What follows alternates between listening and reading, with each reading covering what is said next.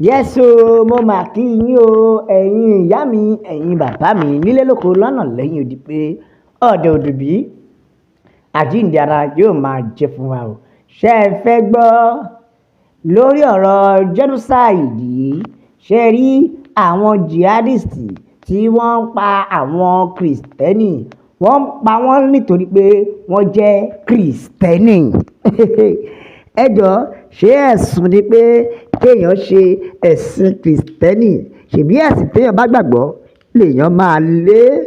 Ó ní ìdí tí wọ́n fi ń pa wọ́n rèé o, wọ́n pa wọ́n pé torí wọ́n jẹ́ Christiani. Ta ló sọ èyí di mímọ̀? Dahiru ni o, Dahiru, bẹ́ẹ̀ ni Mojud Dahiru ni o. Ó ti sọ èròǹgbà rẹ̀ látàrí bí wọ́n ṣe ń pa àwọn èèyàn nípakúpa lórílẹ̀‐èdè Nàìjíríà. Bẹ́ẹ̀ ni oníṣẹ́ fẹ́ gbọ́, ṣe rí pípa tí wọ́n pa àwọn Christiani, a fẹ́ lè pè ní misrepresented or minimized. Ó ní pẹ̀lú ẹ̀rí tó fi hàn dáadáa pé wọ́n ń pa àwọn èèyàn, ẹ wá gbọ́, kò ń ṣe Christiani nìkan o. Ó ní àti mùsùlùmí náà, gẹ́gẹ́ bí ọ̀rọ̀ tí Dahiru sọ.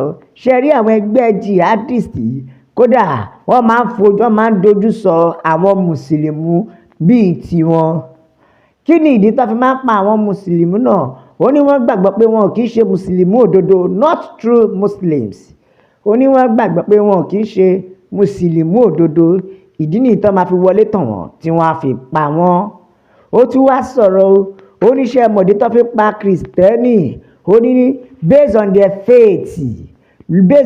faith, àwọn ẹgbẹ́ jihadist wọ́n gbàgbọ́ pé Christiani ni wọ́n, ìdí tó fi pa wọ́n nìyẹn. Nítorí ìgbàgbọ́ wọn ni pé tí wọ́n bá ti pa Christiani, wọ́n ti ní ládàá. Àbí òun la ṣe sọ ní based on their faith. Dahiru tí wá sọ̀rọ̀, oníṣẹ́ rí ìjà tó ń lọ lọ́wọ́lọ́wọ́ yìí, a lè pè é ní genocide, nítorí pé genocide ó máa ń bẹ̀rẹ̀ látòrí kọ́pa ènìyàn kan, ìgbà tó yá bá yá kó wá sọ di ẹ̀wù, kó máa pààyàn bó ṣe wù wọ́n. Ó wá rọ ìjọba o, ó ní ẹ wò àtijọba àtàrà ìlú, ẹ yá gbé ìgbésẹ̀ tó nípọn nítorí bí bẹ́ẹ̀ kọ́ àwọn ará bíi wọn ò ní dẹ́kun o, nítorí ìgbàgbọ́ wọn ni.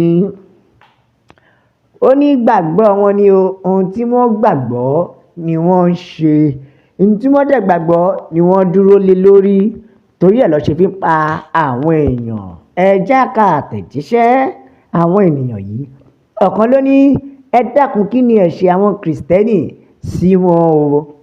Ṣé wọ́n gbé wọn ní kí owó ni, àbí wọ́n dàdó fàya tó fi jẹ́ wípé Christiani ló wá rógun báyìí? Bẹ́ẹ̀ nìkan ni someone with brain open mouth and talk this and still want normal human being to live with them in one country. Ó ní a jẹ́ pé mùsùlùmí ní ogun orílẹ̀-èdè Nàìjíríà. Ẹja gbọ́ nǹkan tí eléyìí sọ. Eléyìí ní inú mi máa ń dùn tí Dahiru bá ti sọ̀rọ̀ ni o, nítorí ó máa ń sọ òótọ́. Lóòótọ́ mùsùlùmí ni o, but òun náà gbà pé wọ́n pa Christiani ní orílẹ̀-èdè Nàìjíríà, pàápàá jùlọ wọ́n tún pa mùsùlùmí náà. Kò ṣe kí ni, kò deny.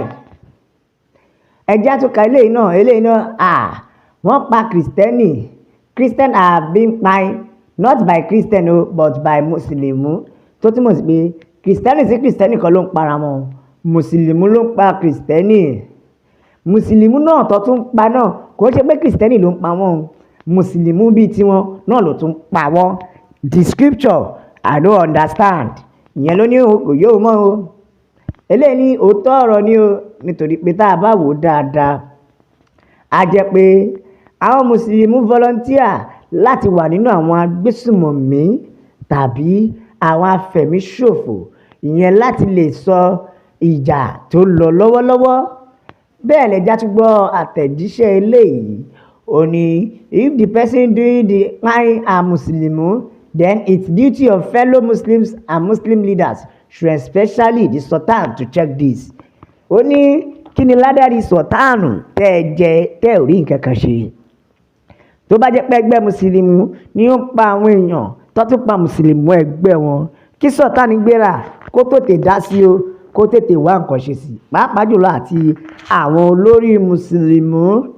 Bẹ́ẹ̀ nìkan ni ṣẹ́rí Christiani wọn ò pẹ́ níbọ̀dì Nàìjíríà àbẹ́ gbọ́ pé èèyàn mélòó lẹ gbọ́ pé Christiani bọ́dì tó gbéra wọn tó ń pa. Ó ṣe wá jẹ́ wípé mùsùlùmí ni èṣù wá lò bí irinṣẹ́ láti máa da orílẹ̀-èdè láàmú. Bẹ́ẹ̀ nìkan ni gbogbo nǹkan gbogbo ewukéwu tó bá ṣàwádìí lè àfi kí Ọlọ́run kó wa yọ. Gbogbo ẹ̀yin tẹ́ ti fẹ̀mí Christiani ṣòfò náà ó ní una mind no go touch ground. Bẹ́ẹ̀ Jeka àtẹ̀jíṣẹ́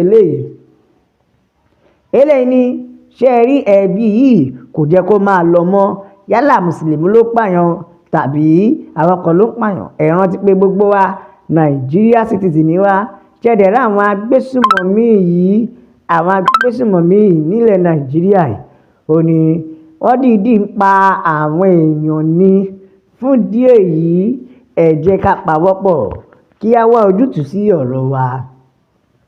Bẹ́ẹ̀ nìkan ni ṣe fẹ́ gbọ́ ṣe rí orílẹ̀-èdè Nàìjíríà ó ti dàbí orílẹ̀-èdè aṣálẹ̀ nítorí mùsùlùmí ti ń pa Christiani bí ẹgbẹ́ wọn for whatever reason orí ìwà gọ̀lélẹ̀.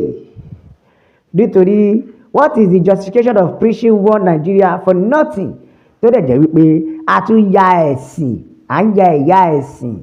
Ó ní why Nigeria still remains stagnant forever.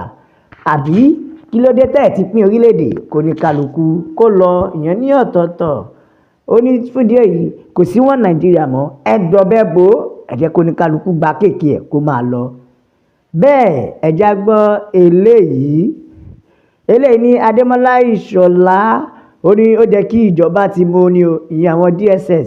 Adémọ́lá Ìṣọ̀lá should be arrested by DSS for interrogation since he is justifying genocide against another religion by the Agbesunmomi.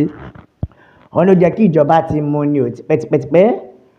Eléyìí tí wá ní the issue of killing is motivated.